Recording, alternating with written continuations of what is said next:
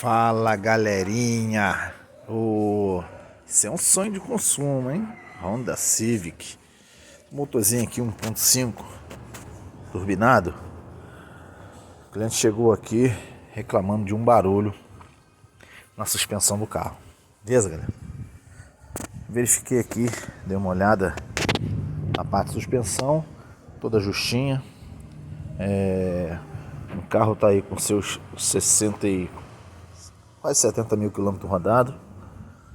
Um modelo 2015-2016. E o cliente reclamou de um barulho na suspensão. Veio indicado. E aí eu dei uma checada, andei com o carro, ouvi o barulho. E aí, né, cara, a Honda ela não consegue matar isso aí.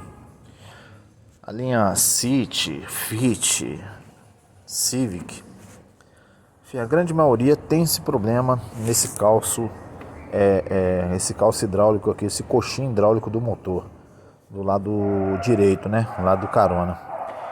E aí eu fiz um teste aqui de arranque, de tranco no carro e verifiquei que esse calço aqui tava quebrado. Então eu peguei e desmontei, tava dando uma folga. Eu peguei, desmontei e verifiquei isso aqui, galera.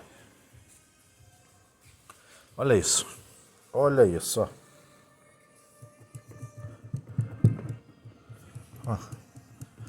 Quebrado, né? Tá com abertura. Não sei se dá pra vocês ver. Tá sem claridade. A lente tá vazando, né? Já vazando. O gel foi embora, né? Ó. Beleza? Olha o novo. Ó, olha isso aqui. Olha o novo, galera. Nem mexe, ó. Ó. Ó. Ó. Escorar ele aqui. Ó, nem mexe. Já esse aqui, ó. Ó. Beleza? Coxinho hidráulico. É em torno aí de uns 650 a R$ 1.000, tá? Esse aqui é um coxinho paralelo. Acabou de chegar agora do Mercado Livre. Tá vendo? A marca que o cliente comprou foi essa daqui, ó. Parece ser de boa qualidade, tá? Apesar de não ser o original, parece ser de boa qualidade, beleza? Fica aí a dica aí.